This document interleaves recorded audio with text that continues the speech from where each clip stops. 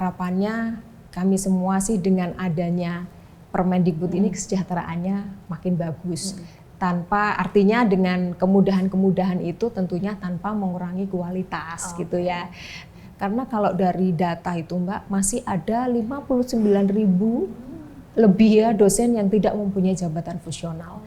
Kalau kita melihat yang namanya jabatan fungsional dan serdos itu kan linear dan kesejahteraan Mbak. Karena begitu jabatan fungsional tinggi, tunjangannya tinggi kan gitu. Begitu makin tinggi golongannya pasti serdos makin banyak tunjangannya. Jadi itu semua akan berdampak kesejahteraan. Jadi kalau kewajiban dosen sudah terpenuhi, maka haknya akan juga diperoleh seperti itu Mbak. Jadi memang harus dilakukan. Artinya kita bisa tim dengan dosen lain, tidak harus sendiri struggle gitu ya.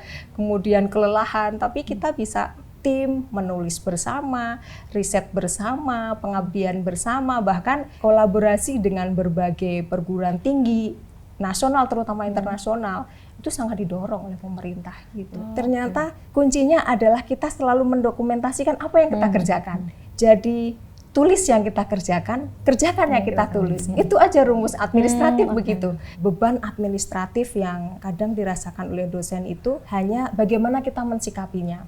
Kita bisa mengatur strategi bagaimana membuat administrasi yang bagus, bagaimana bisa menunaikan kewajiban Tridharma itu dengan berkolaborasi gitu ya. Perguruan tinggi yang aware dengan hal-hal tersebut terhadap dosennya, tentunya dosennya juga akan lebih mudah juga. Kadang kalau dosen itu motivasinya kuat, mungkin aman ya, tapi beberapa dosen perlu dimotivasi dari luar, sehingga support system dari perguruan tinggi juga sangat penting. Yang namanya Tridharma perguruan tinggi, kita harus seimbang, artinya kita tidak hanya mengajar saja di kelas, tetapi tidak disupport dengan kemampuan-kemampuan riset kita.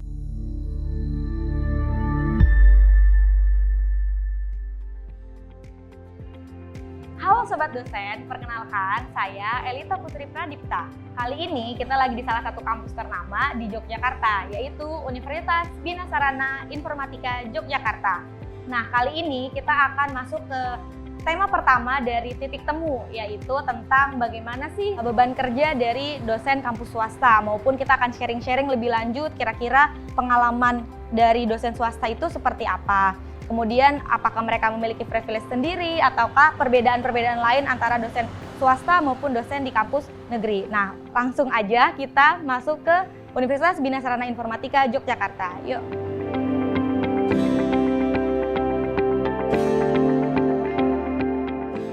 Nah, sobat, kita sudah sampai di lobi Universitas BSI. Yuk, kita langsung cari.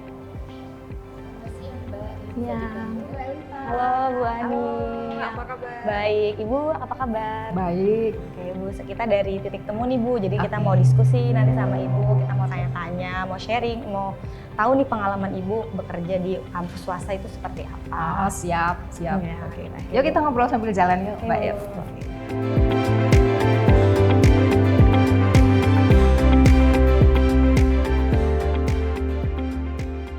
Dosen itu nggak cuma ngajar, tapi juga ada pengabdian, riset, dan itu setiap tahun mungkin ya Bu, minimal banget ya, pasti harus ada. Nah, kira-kira ngomongin beban dosen sih ya Bu, kira-kira beban dosen swasta itu gimana sih Bu, mungkin bisa diceritakan?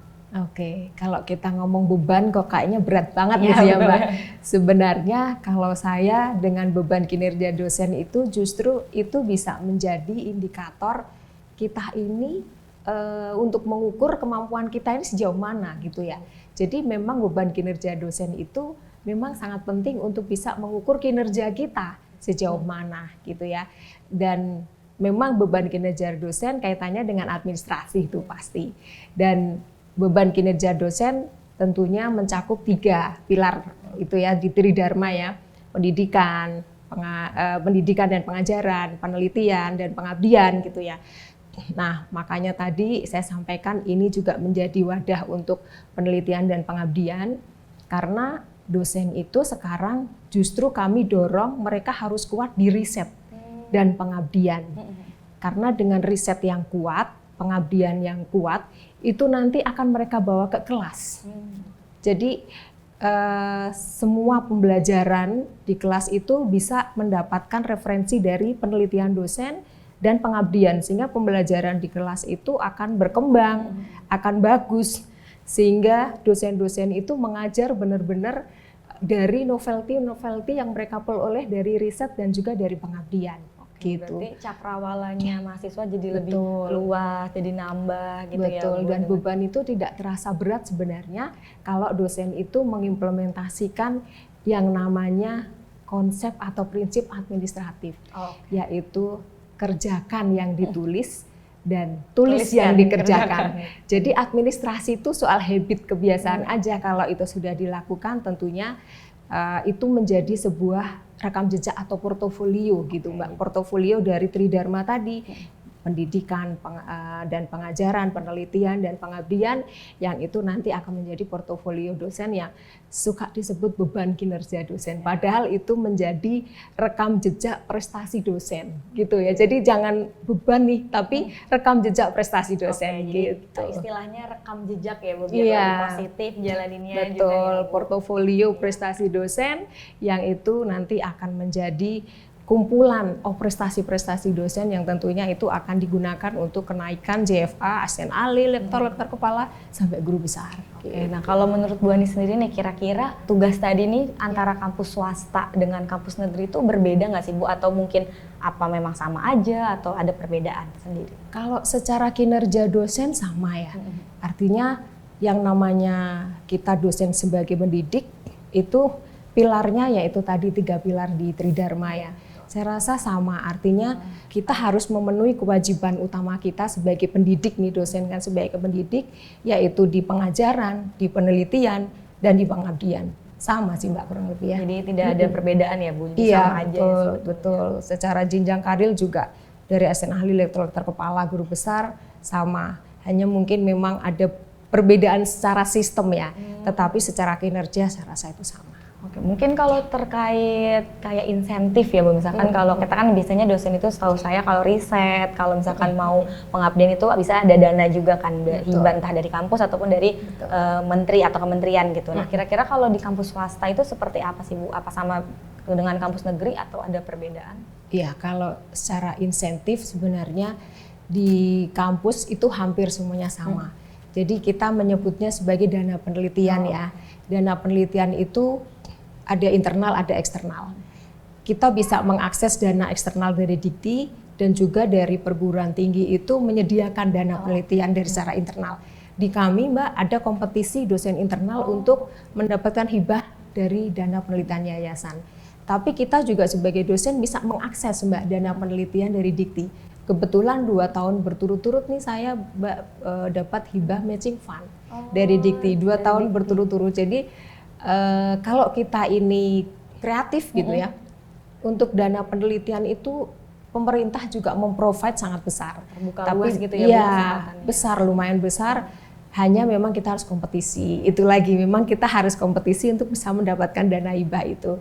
Tetapi sangat banyak banget manfaatnya kalau kita bisa mengakses dana hibah dari eksternal, terutama dari Dikti ya. 2 tahun berturut-turut ini Mbak saya dapat lumayan. Ya karena kan pasti itu saingannya juga se Indonesia ya Bu ya, Iya, kalau kayak gitu. betul. Jadi, adu kreativitas antar dosen. Betul, gitu ya. betul. Itu oke Bu. Nah kalau selain beban atau misalkan tadi ya tanggung jawab gitu ya, tanggung jawab penelitian, tanggung jawab pengabdian. Nah kira-kira kan apalagi khususnya kampus swasta nih Bu, pasti kan tidak jauh dari namanya promosi kampus gitu, dimana kita mungkin lebih gencar ya dibanding kampus negeri gitu untuk mempromosikan. Kira-kira bagaimana sih Bu kalau istilahnya kayak tanggung jawab lah ya sebagai dosen swasta untuk mempromosikan kampus itu kira-kira seperti apa? Iya, promosi itu juga menjadi ujung tombak ya Mbak, karena kalau swasta memang ukuran dari keberhasilannya adalah jumlah mahasiswa. Jadi kalau jumlah mahasiswanya kecil sedikit, cash flow-nya bahaya itu Mbak, cash flow-nya goyang gitu. Maka memang promosi itu menjadi hal yang penting. Kalau promosi di kami sebagai perguruan tinggi swasta, kami ada tim, memang ada tim khusus yang melakukan promosi itu untuk menjaring mahasiswa. Tetapi kami juga sebagai dosen, sebagai pendidik, kami punya tugas juga untuk ikut membranding. Jadi promosi tidak hanya kemudian tugasnya oleh marketing yang kemudian ke sekolah presentasi. Selling gitu ya Bu? Iya benar, tapi kita juga bisa berperan di soft selling, kita nge-branding, ikut menaikkan nama dari citra dari perguruan tinggi, sehingga secara otomatis juga kan mahasiswa atau calon mahasiswa, wah pengajar di sana keren nih, bagus.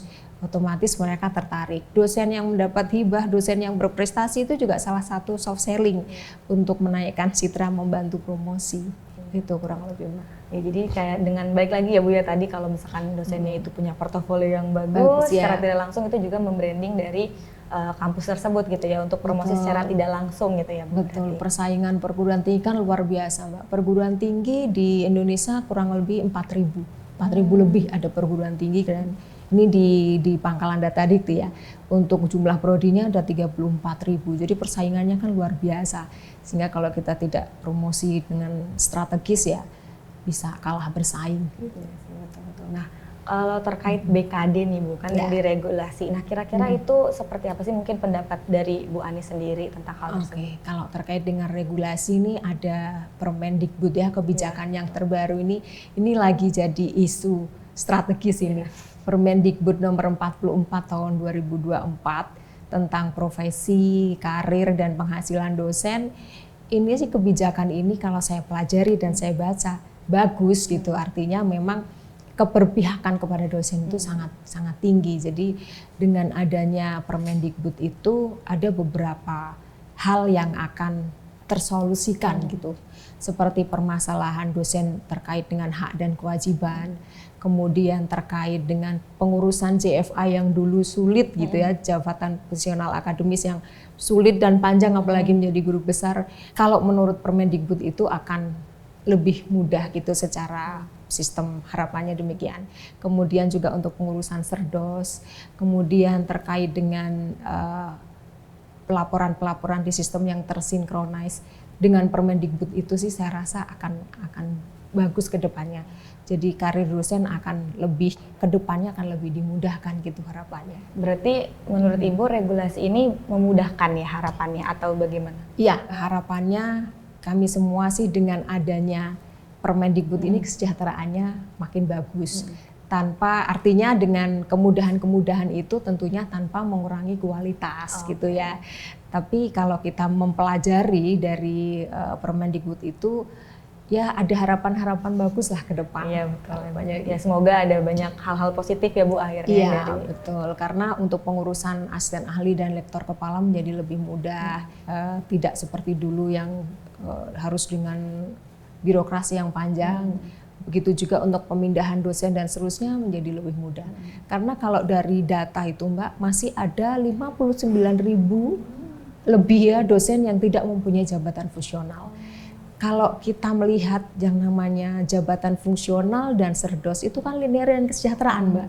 Karena begitu jabatan fungsional tinggi, tunjangannya tinggi kan gitu. Begitu makin tinggi golongannya pasti serdos makin banyak tunjangannya. Jadi itu semua akan berdampak kesejahteraan. Sehingga harapannya kalau pengurusan ke jabatan fungsional akademis, ke serdos lebih mudah, kesejahteraannya juga lebih bagus tanpa mengurangi kualitas tentunya.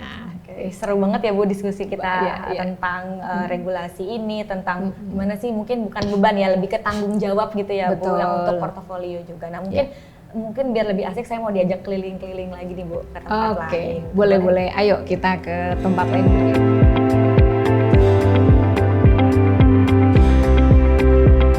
Nah, kita ada di ruang perpustakaan ini Mbak Elita. Cuman mohon maaf ini lagi bukunya sedang dipak-pak karena kita mau pindah Mbak nanti. Mau rencana dipindah ini berarti Bu. Kita akan pindah ke lantai 3 nanti supaya ruang perpustakaannya lebih representatif untuk mahasiswa bisa belajar, karena kebetulan ini lagi break, lagi libur, jadi kita kemasin untuk nanti kita pindah ke atas. Oke, supaya lebih nyaman gitu ya Bu. Betul Melita. Oke. Nah sekarang kita lanjut diskusi nih Bu ya tentang tadi. Tadi kan kita sudah banyak bahas tentang Tridharma perguruan tinggi, tentang mungkin tanggung jawab dosen. Nah saya mau tanya nih Bu, kira-kira ada tambahan administrasi nggak sih Bu yang menurut Ibu itu membebankan atau jadinya apa? Itu emang ya udah tugas atau gimana sih kalau menurut Ibu tentang beban administrasi nih di kampus? Iya, jadi tadi udah saya sampaikan tuh beban administrasi itu kan kaitannya dengan beban kinerja dosen ya. Jadi administratif terkait dengan itu. Nah, tadi saya sudah sampaikan bahwa beban kinerja dosen itu 3 pilar tadi ya. Pendidikan dan pengajaran, penelitian, kemudian pengabdian. Jadi sebenarnya 3 pilar itu kalau kita kerjakan dengan optimal dan kemudian itu kita jadikan sebagai suatu kegiatan yang memang itu menjadi habit kita ya, bukan hanya rutinitas, karena kebanyakan hanya rutinitas menggugurkan kewajiban memenuhi poin. Sehingga pada saat itu dilakukan dosen itu terasa beban. Iya, jadi beban. Tapi kalau itu dilakukan untuk meningkatkan prestasi, itu tidak akan menjadi beban, justru itu nanti akan menjadi portofolio. Ya, itu memang penting ya, bahkan mungkin boleh dibilang mandatori ya yang namanya beban kinerja dosen, karena kinerja itu kan nanti akan menjadi ukuran sejauh mana prestasi dosen untuk mereka bisa diapresiasi sampai ke jenjang tertentu kan gitu. Jadi itu memang menjadi kewajiban yang harus dipenuhi oleh dosen, bahwa harus melaksanakan 3 tridharma itu, yang tentunya didokumentasikan, karena kalau tidak didokumentasikan asesor gimana menilai gitu ya. Kebetulan saya juga asesor untuk kenaikan jabatan fungsional sampai ke lektor, sehingga kita memang butuh administrasi itu, dokumen itu untuk kita bisa menilai. Jadi kalau kewajiban dosen sudah terpenuhi, maka haknya akan juga diperoleh seperti itu, Mbak. Jadi memang harus dilakukan. Dan kalau itu menjadi habit dan sudah menjadi kebiasaan, setiap yang kita lakukan itu kita catat, kita dokumentasikan, tentunya ringan. Dan sebenarnya tridharma yang terdiri dari pendidikan, penelitian, dan pengabdian itu kan bisa dikerjakan bersama, Mbak. Artinya kita bisa tim dengan dosen lain, tidak harus sendiri struggle gitu ya, kemudian kelelahan, tapi kita bisa tim, menulis bersama, riset bersama, pengabdian bersama, bahkan kolaborasi dengan berbagai perguruan tinggi nasional terutama internasional, itu sangat didorong oleh pemerintah gitu. Berarti merupakan prioritas gitu ya Bu, jadi administrasi itu. Nah, kalau mungkin Bu Ani bisa cerita sedikit gitu, mungkin pengalaman Bu Ani dalam men-survive lah ya untuk menyelaraskan tridharma tersebut, administrasi tersebut itu seperti apa? Ini pengalaman yang saya bagikan mungkin agak ekstrim ini, Mbak. Kalau kebanyakan dosen itu berjenjang asisten ahli, lektor kepala. Saya enggak. Saya dari asisten ahli langsung loncat ke lektor kepala. Untuk peraturan kebijakan yang dulu boleh ya loncat. Kalau sekarang memang loncat jabatan tidak diperbolehkan lagi. Tapi waktu itu saya lakukan untuk loncat dari asisten ahli 150. Kalau sekarang sudah tidak pakai cum lagi ya, 150 itu sudah nggak ada. Saya dulu loncat dari asisten ahli 150 ke lektor kepala 550. Itu benar-benar saya kerjakan dengan dominan saya kerjakan gitu ya Mbak. Artinya saya tahu persis prosesnya. Itu saya bisa lakukan dengan tidak terlalu kesulitan karena saya selalu mendokumentasikan. Ternyata kuncinya adalah kita selalu mendokumentasikan apa yang kita kerjakan. Jadi tulis yang kita kerjakan, kerjakan yang kita tulis. Itu aja rumus administratif begitu. Sehingga pada saat saya akan loncat jabatan 2020, itu saya tinggal mengambil aja database saya rapikan, kemudian kita masukkan ke sistem informasi yang tersedia. Ternyata itu cukup sangat membantu saya. Jadi itu pengalaman yang bisa saya bagikan, bahwa beban administratif yang kadang dirasakan oleh dosen itu hanya bagaimana kita mensikapinya. Kita bisa mengatur strategi bagaimana membuat administrasi yang bagus, bagaimana bisa menunaikan kewajiban tridharma itu dengan berkolaborasi gitu ya. Semakin kita banyak kolaborasi, ternyata capaian tridharma kita juga akan semakin bagus gitu. 2 tahun saya lolos hibah matching fund itu karena saya banyak berkolaborasi. Ternyata itu memberi kemudahan untuk kita bisa meraih prestasi untuk memenuhi kewajiban tridharma itu, Mbak Elita. Berarti dari Bu Ani sendiri jarang terkendala gitu, karena sudah biasa dari memportofoliokan karya-karya, terus kolaborasi di mindset lagi ya Bu berarti. Iya, kembali ke bagaimana kita mensikapi. Kalau beban itu dianggap sebagai tantangan, kalau saya itu challenge ya, dianggap sebagai beban gitu ya, itu saya anggap sebagai tantangan, challenge gitu. Jangan kinerja dosen itu jangan kemudian beban yang berat, tetapi sebagai challenge. tantangan gitu. Oke Bu, tadi kan Bu Ani udah cerita tuh tentang dapat hibah dan lain sebagainya tentang penelitian. Nah, gimana sih Bu kira-kira ada nggak sih strategi khusus nih dari Bu Ani untuk menyeimbangkan antara tanggung jawab dosen untuk penelitian dengan administratif tadi itu? Oke, untuk menyeimbangkan kita kan penelitian tentunya banyak ya kegiatan di lapangan. Sementara administratif itu kan harus di belakang meja ya. Maka memang kita harus punya waktu khusus untuk merapikan administrasi. Jadi semua yang kita lakukan, penelitian yang kita lakukan, pengabdian yang kita lakukan, kita harus mempunyai database yang kita harus maintain, Mbak. Ada memang beberapa yang terkendala karena setiap mereka melakukan tridharma lupa untuk didokumentasikan, lupa untuk di-maintain. Itu harus di-maintain terus. Dan kita harus pastikan data itu tersimpan dengan baik, dengan rapi, sehingga pada saat kita akan mengambil data itu kapanpun kita gunakan bisa gampang gitu diakses. Dan sekarang ini sudah ada sister.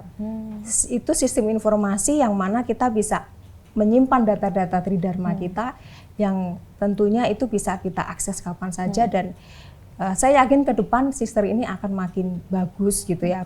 Akan makin memudahkan dosen sehingga dosen yang sudah memenuhi kewajiban dia akan langsung eligible ke level tertentu itu karena rekam jejak portofolio mereka sudah terrecord gitu ya. Jadi untuk menyeimbangkan bagaimana teradministrasi semua aktivitas kita yaitu kita harus maintain. Kita harus memaintain data-data kita supaya semuanya bisa rapih gitu. Itu memang butuh ya sedikit effort lah ya. Konsistensi juga ya Bu. Iya betul. Ya, betul. Terkait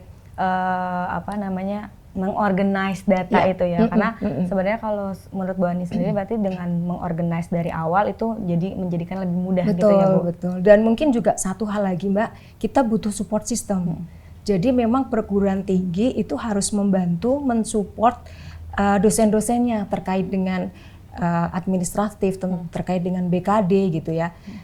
Perguruan tinggi yang aware dengan hal-hal tersebut terhadap dosennya, tentunya dosennya juga akan lebih mudah juga ya untuk memaintain data di kami.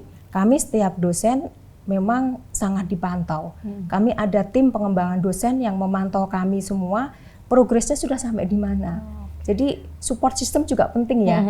Kadang kalau dosen itu motivasinya kuat mungkin aman ya, tapi beberapa dosen perlu dimotivasi dari luar sehingga support system dari perguruan tinggi juga sangat penting. Kami ada support system itu sehingga dosen-dosen yang sudah agak-agak lama tidak mengurus kepangkatan atau terkendala segala sesuatunya itu ada sistem yang membantu mereka. Berarti ada support system yang dimana kan tugas dosen memang utamanya juga tugas akademik ya Bu, selain tugas administrasi tadi. Nah kira-kira gimana nih pandangan Bu Ani tentang tugas administratif dengan tugas akademik itu? Apakah sejauh ini berjalan seimbang ataukah memang ya harusnya dosen itu memprioritaskan yang mana atau bagaimana kira-kira?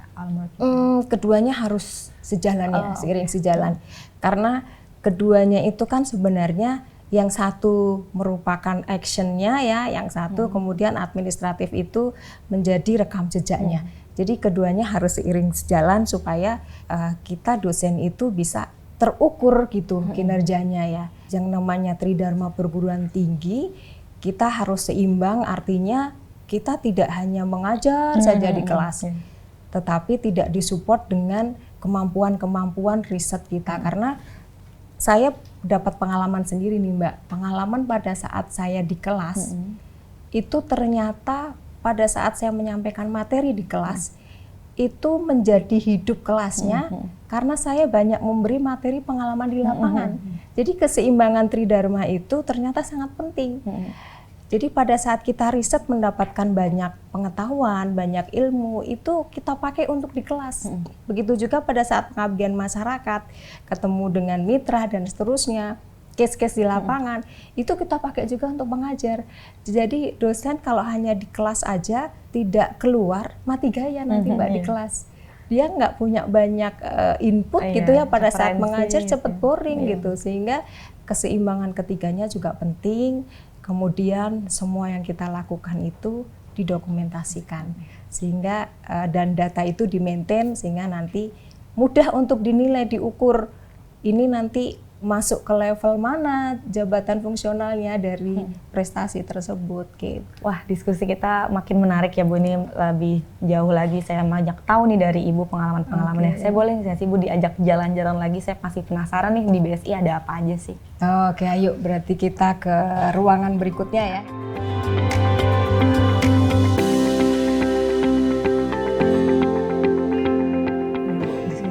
Seru ya Bu ya, mengenai bagaimana peranan maupun tugas dan tanggung jawab dari dosen swasta. Nah, kira-kira nih Bu, Ibu ada solusi nggak sih atau strategi apa sih untuk meringankan beban dari salah satu dosen kampus swasta itu seperti apa?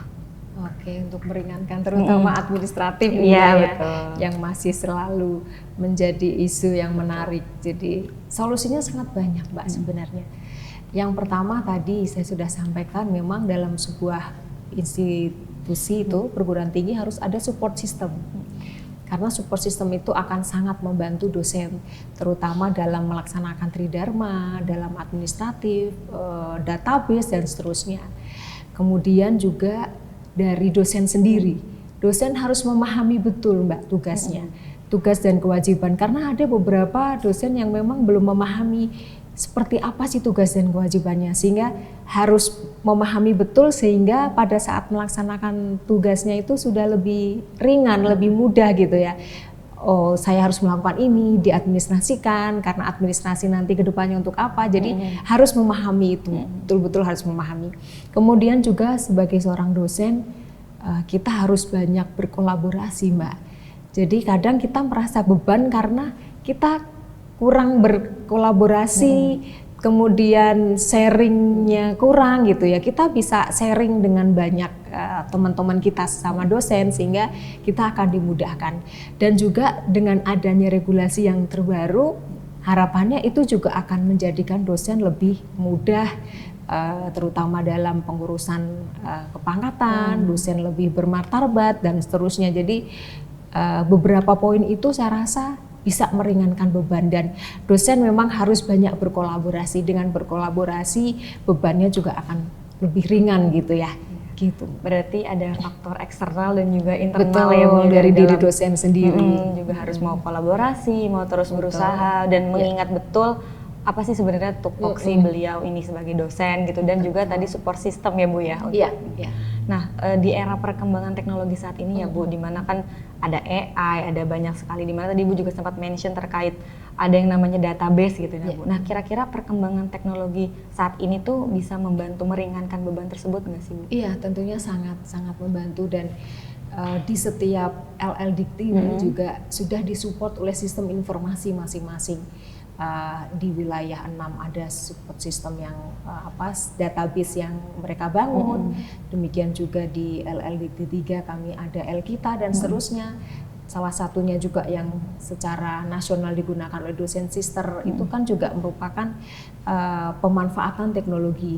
Kami sebagai asesor, saya juga kebetulan selain asesor untuk kepangkatan juga asesor untuk sertifikasi dosen. Jadi dosen yang sudah sertifikasi itu kan setiap semester melaporkan beban kinerjanya. Kita sebagai asesor juga menilai menggunakan sister itu. Jadi teknologi itu sangat membantu sekali karena dengan pemanfaatan teknologi semua database dari dosen kan terrecord di situ. Kami menilai dari situ Mbak. Jadi teknologi sebuah keniscayaan yang kita nggak bisa lepas pasti menggunakan itu. Jadi bermanfaatnya dan membantunya nggak cuma bagi segi dosen, tapi sebagai asesor pun juga betul. sangat terbantu dengan adanya hal tersebut ya, kayak gitu. Nah, menurut Ibu nih, Ibu kan sudah belasan tahun ya jadi dosen di kampus swasta gitu. Nah, kira-kira bagaimana sih Bu institusi swasta ini berperan lebih besar gitu, atau berperan besar nggak sih kepada dosen-dosen di kampus swasta ini gitu, mensupport dosen? Iya, sangat Mbak. Jadi di mana dosen itu bernaung gitu ya, perguruan tinggi tempat dosen itu bernaung itu sangat penting banget, harus disupport. Karena tadi saya sampaikan support system yang dibangun, jadi ada unit tersendiri. Kalau sebuah perguruan tinggi itu punya satu unit yang mengelola SDM, mengelola dalam hal ini dosennya, itu tentunya akan sangat membantu dosen tersebut. Seperti kami ada yang namanya unit pengembangan dosen. Itu unit kami sangat membantu dari awal dosen masuk sampai dia berkarir sampai dengan guru besar dan seterusnya. Itu andilnya sangat luar biasa. Dari apa yang harus disiapkan, kemudian selalu mengupdate informasi. Kami selalu rutin adakan itu, Mbak. Kalau ada peraturan baru, kebijakan baru, kita akan sosialisasikan, kita akan sampaikan ke dosen. Karena mungkin ada dosen yang kreatif mencari informasi sendiri, tetapi kan tidak semua dosen begitu, sehingga bantuan ataupun sistem yang terbangun di sebuah perguruan tinggi itu akan sangat membantu untuk dosen bisa memahami, oh ada peraturan baru, oh ini tugas kewajiban saya, oh, saya sudah saatnya harus mengurus kepangkatan. Dan tentunya butuh proses dan ada cara untuk pengurusan itu, dan itu juga kami ada bimbingan teknis untuk pengurusan jabatan fungsional, untuk mengurus sertifikasi dosen dan seterusnya. Jadi perguruan tinggi tentunya memegang peranan sangat penting untuk hal ini, Mbak Elita. Ya betul, karena tadi baik lagi Bu ada support system itu. Betul. Kalau misalkan institusinya tidak support ya agak susah juga ya. Benar, ya. Wah, menarik banget ya Bu diskusi kita dari tadi. Kita udah pindah dari lab komputer, perpus, sekarang kita sudah di lab podcast ya Bu ini ya. Iya. Nah, sebenarnya masih banyak banget yang ingin Elita tanyakan nih ke Bu Ani. Cuman kita akan lanjutkan nih Bu di episode 2 nanti. Manakala kita panggilannya tidak menjadi dosen, itu memang tepat tuh hashtag jangan jadi dosen, karena panggilannya bukan dosen gitu. Tetapi kemudian kalau itu muncul ya statement itu dari dosen sendiri gitu ya, tentunya memang mengundang pertanyaan ada apa gitu ya. Betul. Kami ini kan lama-kelamaan akan habis masa kerja sebagai dosen, harus digantikan yang baru-baru nih yang muda. Kalau kemudian hashtag jangan jadi dosen ini kemudian menjadi momok, nanti nggak ada yang jadi dosen pendidik. Kalau memang kita merasa dalam perguruan tinggi itu tidak bisa berkembang, dosen punya hak untuk mereka memilih gitu ya.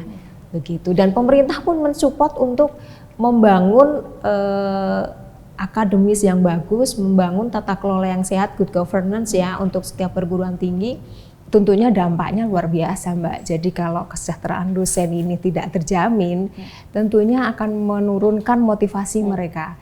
Karena kan kalau kita dari swasta, jumlah mahasiswa sangat mempengaruhi cash flow, sehingga untuk seberapa besaran income yang akan diperoleh dosen juga sangat relatif gitu ya Mbak, sangat berbeda gitu masing-masing perguruan tinggi. Dengan Permendikbud ini kita ada harapan baru bahwa perguruan tinggi itu punya otonom gitu, diberikan otonom untuk bisa mewujudkan harapan-harapan dari dosen tersebut untuk bisa membangun lingkungan kerja yang kondusif untuk dosen sehingga kesejahteraannya bisa lebih meningkat gitu.